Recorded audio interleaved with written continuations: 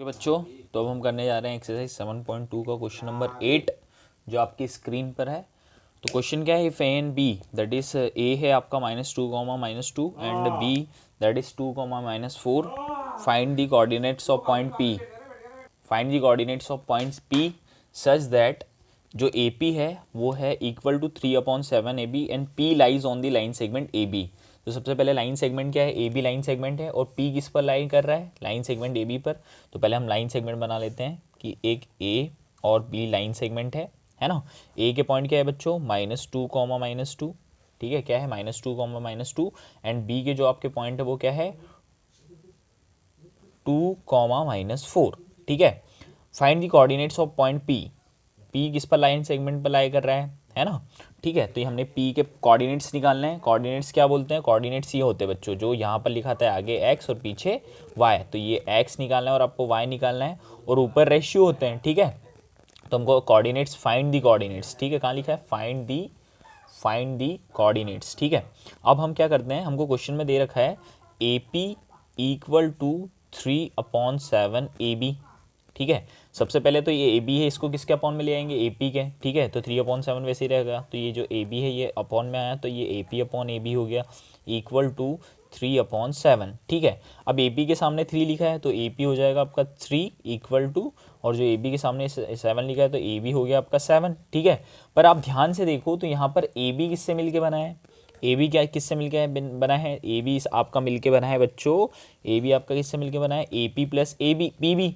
तो आप A B को क्या लिखोगे, ए बी को लिखोगे आप A P plus P B, ठीक है। तो ए बी क्या है आपका 7, ए पी आपका क्या है, ए पी आपका 3 है, प्लस पी बी क्या है आपका, पी बी कितना है, पी बी आपका नहीं मालूम। तो आपका ये 3 इधर जाएगा तो 7 - 3 इक्वल टू पी बी। तो पी बी क्या आ गया बच्चों आपका, पी बी इक्वल टू 4। तो इससे हमको ये हमने किया क्यों, क्योंकि देखो हमको अब यहाँ से रेशियो मिल गया। हमको देखो क्वेश्चन में रेशियो नहीं दिया था, हमको कोऑर्डिनेट्स फाइंड करना था।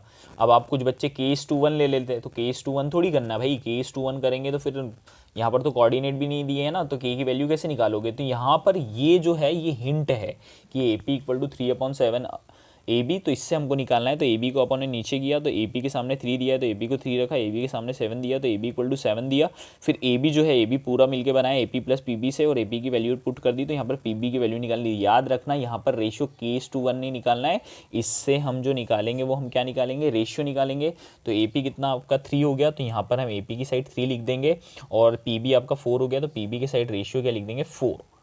बहुत अब सिंपल हो गया, अब कुछ नहीं है सिंपल।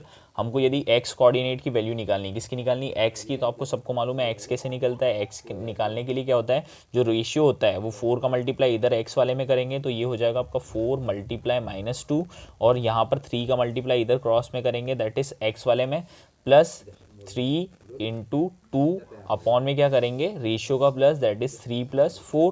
तो x की वैल्यू क्या आ जाएगी, 4 × -2 हो जाएगा आपका -8, प्लस 3 × 2 हो जाएगा 6 अपॉन ये हो गया 7।